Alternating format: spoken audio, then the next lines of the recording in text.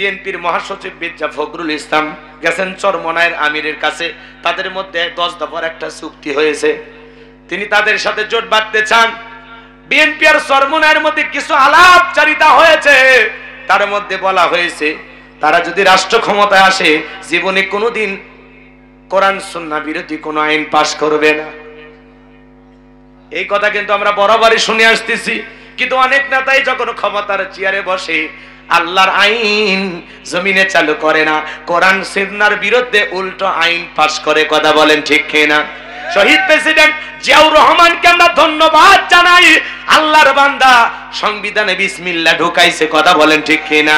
হাজীদের জন্য সৌদি আরবে কিসের বাগান লাগাইছে? নিম গাছের বাগান লাগাইছে। আল্লাহর বান্দাকে হয়তো আল্লাহ এই ওসিলায় মাফ করে দিতে পারে। কথা বলেন ঠিক কিনা? শহীদ প্রেসিডেন্ট জিয়াউর রহমানের কবর আল্লাহ জান্নাতের বাগান বানায় দেন, জোরে বলুন আমিন।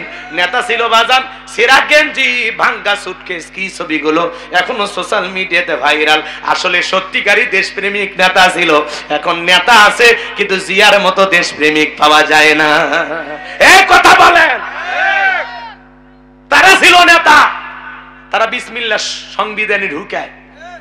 আর বিগত 16 বছরে এই বিসমিল্লাহ কাটার চিন্তা করতো। ওই যে টাকলা মুরাদ বলে সংবিধানে ইসলামও থাকবে না, বিসমিল্লাহ থাকবে না। আজকে সংবিধানে বিসমিল্লাহ আছে, ইসলাম আছে, কিন্তু এই টাকলা মুরাদদের ক্ষমতা নাই। কথা বলে ডেকেরা ইসলামকে মাইনাস করতে আসবে যারা, আল্লাহ তাআলা দুনিয়া থেকে মাইনাস করে দেবে। কথা বলে ডেকেরা এইজন্য আগামীতে আলেমদেরকে মাইনাস করে, ইসলামালাদেরকে মাইনাস করে এই বাংলার জমিনে কাউকে কিছু করতে দেওয়া হবে না। কোরআন সুন্নাহর বিরুদ্ধে কোন আইন বাংলার পার্লামেন্টে পাস করতে দেওয়া হবে না, হবে না। কারা কারা রাজি হাত তুলে দেন, লিল্লাহি তাকবীর। আমার ভাইয়েরা, বিএনপির মহাসচিব তার মাথায় কি সুন্দর টুপি দেখলাম, কাতারে ফাঁকে নামাজ আদায় করতেছেন, মাশাআল্লাহ। আমরা বলতে চাই আপনারা একটু আলেমদের মূল্যায়ন করতে শিখুন। কথা বলেন না কেন? কয়েকদিন আগে উনি বক্তব্য দিয়েছিলেন যে এদিক খেয়াল করেন, রাজনীতির সাথে কোরআনের কোনো সম্পর্ক নাই। আবার বলেন মৌলবাদের সাথে আমাদের কোনো সম্পর্ক নাই। আমরা বলতেছি আপনার বয়স হয়ে গেছে, এই কথাগুলো একটু সুন্দরভাবে বলবেন। এভাবে বলে নতুন করে সমালোচিত হবেন না। যারা বলবে কোরআনের সাথে রাজনীতির সম্পর্ক নাই, আমরা বলতে চাই কোরআনের সাথে হয়তো বা তাদেরই সম্পর্ক নাই। কথা বলে ঠিক কিনা? এই জন্য উল্টা পাল্টা মন্তব্য করা যাবে না। সিরিয়াসলি কথাগুলো চিন্তা ভাবনা করে বলবেন, কারণ বড় নেতাদের বক্তব্য হবে সুন্দর। সবাইকে ভালোবেসে বুকে টানবেন, কাউকে মাইনাস করার পরিকল্পনা করবেন না। হিন্দু, বৌদ্ধ, খ্রিস্টান, মুসলমান সবাই মিলেমিশে গড়ব একটি দেশ, সেই দেশের নাম হলো বাংলাদেশ। আমরা শান্তির বাংলাদেশ চাই। কথা বলে ঠিক কিনা? দলমত নির্বিশেষে একটা নতুন বাংলাদেশ আমরা প্রতিষ্ঠিত করব। কথা বলে ঠিক কিনা? এই জন্য উল্টাপাল্টা বক্তব্য দিয়ে আপনারা টলের শিকার হবেন না। আমাদের এক নেতা বক্তব্য দিলেন, কয় আল কোরআন আলো ঘরে ঘরে জ্বালো। এগুলো কিসের স্লোগান? এই যে স্লোগানগুলো আপনারা কেন সহ্য করেন না? কিসে কে যাক, সমস্যা নেই। আমরা কি সারা রাত ধরে ডাকবো নাকি? যা হয়েছে আলহামদুলিল্লাহ। শোনেন, মির্জা ফখরুল সাহেব মাথায় টুপি দিয়েছেন, ভাল লাগে নাই ভাই? আমরা দোয়া করি উনি যেহেতু মুসলমান, আল্লাহ যেন 5 ওয়াক্ত নামাজি বানায় দেন, জোরে বলেন আমিন। এবং ওনার মুখ দিয়ে যেন আলেমদের পক্ষে সুন্দর সুন্দর কথা আল্লাহ বের করে দেন, জোরে বলেন আমিন। উনি কিন্তু অনেক ত্যাগী একজন নেতা, দীর্ঘদিন ধরে রাজনীতি করতেছেন। বলা যায় এই দেশের অনেক পাকাপোক্ত একজন রাজনীতিবিদ। কথা বলেন ঠিক কিনা? এজন্য আমরা বলবো আপনাদের ভাষা হবে মার্জিত, সুন্দরভাবে। কাউকে কটাক্ষ করবেন না। ইসলামকে খাটো করতে গেলে, ইসলাম আলাদেরকে খাটো করতে গেলে হয়তো এক সময় আপনারা নিজেরাই খাটো হয়ে যাবেন। অতএব ইসলামকে অপমান করে কথা বলা যাবে না, ওলামা ইকরামদেরকে অপমান করে কথা বলা যাবে না। কথা বলে ঠিক কিনা? আমরা মুসলমান, আমাদের সংবিধান আল কোরআন, কোরআনের সাথে মুসলমানের সম্পর্ক থাকবে, এটাই স্বাভাবিক। কথা বলে ঠিক কিনা? কোরআন আছে যেখানে আমরা আছি, সেখানে ইসলাম আছে যেখানে আমরা আছি। লিল্লাহি তাকবীর। আমার ভাইয়েরা, এইবার ফাইনাল খেলা শুনে যান। এই যুবক, বসো বসো, এই ছেলেবেলে বসো বসো। 5 থেকে 7 মিনিটের মধ্যে মাহফিল শেষ হবে। সবাই বসেন। সবাইকে নিয়ে পাইকারি দরে মুনাজাত করা হবে। এই যে আমাদের আবু সাইদ ভাই সহ যে যুবকের আয়োজন করেছেন, কালেকশন মুক্ত মাহফিল, এরকম সুন্দর গোছানো মাহফিল পাওয়াই যায় না। কালেকশন করতে আধা ঘন্টা চলে যায়, তাই না? তো তারা নিজেদের পকেটের টাকা দিয়ে এই মাহফিলটা সাজাইছে। একটু শেষ ফিনিশিংটা দিতে দেবেন না? আলোচনা শেষের দিকে একটু তাকবীর দেন, লিল্লাহি তাকবীর। আমি মুসাফির, আমার দোয়া নিতে আপনাদের মনে চায় না? জোরে বলেন, দোয়া নিতে চায় না? একটু বসেন, আমরা এক্ষুনি দোয়ার দিকে যাব, কষ্ট দেব না। এই যে শেষ খেলাটা চলে, ফিরাউনের পতনটা ঘটানোর দরকার আছে না? না, তাকবীর দেন, লিল্লাহি তাকবীর। আমার ভাইয়েরা, এইবার নবী মুসা আলাইহিস সালাম এবং তার উম্মতদেরকে দাওয়া করেছেন।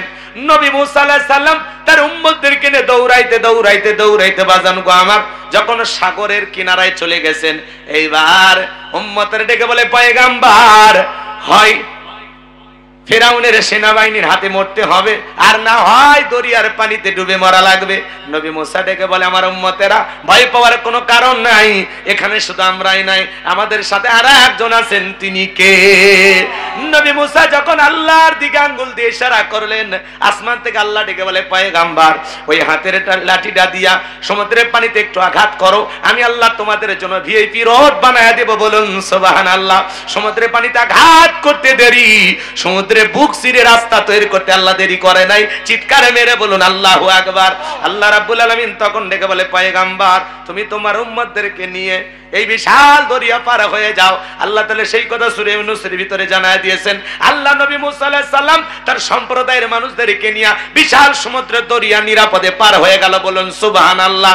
এইবার যখন জালেম বাদশা ফিরাউন চলে আসছে বাজান, তার দল বল নেতা কর্মী নিয়ে বলতেছে, এই রাস্তা দিয়ে ওরা চলে গেছে। ফিরাউন মনে করছে এই বাপ ওর বাপ দাদা 14 গোষ্ঠী এই রাস্তা মনে হয় বানায় গেছে। সবাইকে নিয়ে যখন ওই রাস্তায় উঠেছে বাজান, একই রাস্তা ইমানদারদের জন্য নিরাপদ, জালেমদের জন্য হলো গজব। এরা যখন দরিয়ার মধ্যবর্তী স্থানে চলে গেছে, বলেন তো বাজান, পানি হুকুম মানে কার? আল্লাহ ডেকে বলে, সমুদ্রের পানি রে, তুই তোর খেলা দেখা। সমুদ্রে উথাল পাতাল ঢের সৃষ্টি হয়ে গেল, উথাল পাতাল ঢের। ফিরাউনের সেলা সামুন্ডা যা ছিল বাজান, পানি খায়া চুবা মইরা শেষ, একজন আর বাইসা নাই, বেঁচে আছে শুধু বড়ডা। বড়ডা মানে কে বলেন? ফিরাউন মরার আগে আল্লাহ কি বলতেছে জানেন? ক্বালা আমানতু আন্নাহু লা ইলাহা ইল্লাল্লাযী আমানাত বিহি বানু ইসরাঈলা ওয়া আনা মিনাল মুসলিমিন।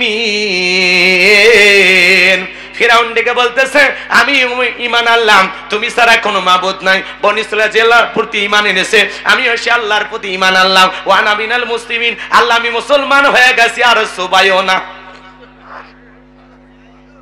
ফিরাউন কি কয়? এক কথা কয় নাকি ভাই?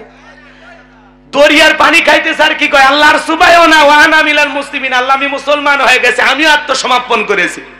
আমার আল্লাহ কি আর ঈমান কবুল করেছিল না? ফিরাউন যদি ওই সময় মুসলমান হয়, আপনার আমার মুসলমান হয় কোনো দাম আছে?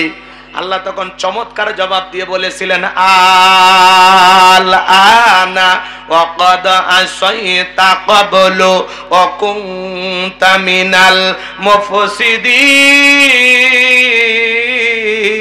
মুফসিদিন। আল্লাহ ডেকে বলে, এখন ঈমান আনছো, এখন। এর আগে কি করেছো? নাফরমানি সৃষ্টি করেছো, বিশৃঙ্খলা সৃষ্টি করেছো, নাফরমানি করেছো, বিশৃঙ্খলা সৃষ্টি করেছো, ক্ষমতার দাম্ভিকতায় অহংকারে 40 বছর শিক্ষা ব্যবস্থা বন্ধ করে রেখেছিলে, ঘরে ঘরে মূর্তি ঢোকাইছিলে। বাংলাদেশেও দেখেন শিক্ষা ব্যবস্থায় উল্টা পাল্টা কিন্তু ঢোকানো হয়েছিল। আর কিছুদিন সময় পাইলে বাংলাদেশের মানুষকে পাগল বানায়া ছাইরে দিত।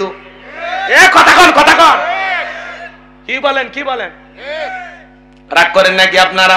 পাগল বানায়া ছাইরে দিত। কিসের শরীফ শরীফের গল্প? একটা ছেলে মনে মনে ভাববে আমি মেয়ে, তালি নাকি মেয়ে হয়ে গেল। একটা মহিলা মনে মনে ভাববে আমি পুরুষ হয়ে গেছি, তাহলে নাকি পুরুষ হয়ে গেল। এগুলো গাল গল্প, গাঁজাখুরি গল্প দিয়া এদেশের তরুণ তরুণীদেরকে তৃতীয় লিঙ্গের মানুষ বানানোর জন্য একটা ষড়যন্ত্র করেছিল।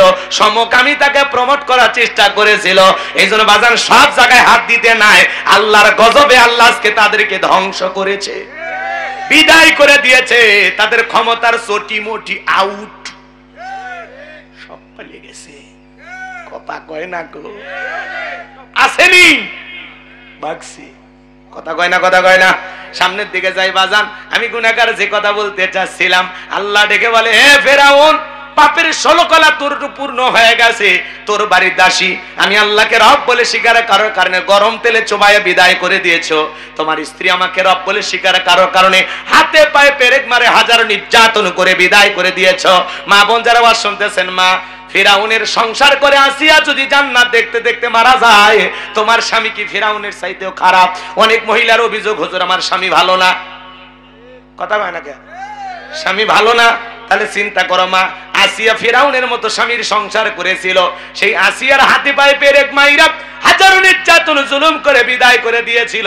আমার আল্লাহ ডেকে বলে, ফিরাউন রে, আজকে আবার নবী মুসা এবং তার উম্মতদেরকে হত্যা করার পরিকল্পনা করে বিশাল দরিয়া পাড়ি দিতে চাইতেছিলা, এইবার তোমাকে আর সাথ দেওয়া যাবে না। ফিরাউন রে, তোর জীবনের খাতা আজকে ক্লোজ হয়ে যাবে। মরার আগে শোন, আমি আল্লাহ তোর লাশটা রেখে দেব পৃথিবীবাসীর জন্য, শিক্ষার জন্য, যাতে পৃথিবীর জমিনে আর কোনো ফিরাউনের জন্য জন্ম না হয়। আর যারা ফিরাউন হতে চায় তারা যেন তোর ইতিহাস থেকে শিক্ষা গ্রহণ করে, যে ফিরাউনদের জীবনের পরিণতি এই হয় যে এই দিকাল করেন। সেই দিন আল্লাহ তাআলা বিশাল দরিয়ার পানিতে চুবাইয়া ফিরাউনকে মাইরা, আজও মিশরের জাদুঘরে ফিরাউনের সুটকিটা আছে না নাই? এটা হলো ফিরাউনের লাশ। কথা কন। বহুদিন থাকার কারণে লাশটা এখন সুটকি হয়ে গেছে। মুসা প্রেমিকেরা যায় আর মিশরের জাদুঘরে যায়া পায়ের জুতা খুলে 50,000 1 লাখ টাকা দামের জুতা, কয় এই সেই ফিরাউন মার জুতা। চিন্তা করেন বাজান, সুটকি ফিরাউনক দেখে যদি জুতা মারে, জেতা ফিরাউনক পাইলে ওর চামড়া দিয়ে ডুগডুগি বাজায়, তো কথা বলেন ঠিক কিনা? এজন্য মনে রাখবেন বাজান, নমরুদের জায়গা হয় নাই, ফিরাউনের জায়গা হয় নাই, আবু জেলের জায়গা হয় নাই। আজ যারা পৃথিবীতে মুসলমান রক্ত নিয়ে খেলা করতেছে, ওই জালেমদের জায়গা হবে না। আজ হোক কাল হোক।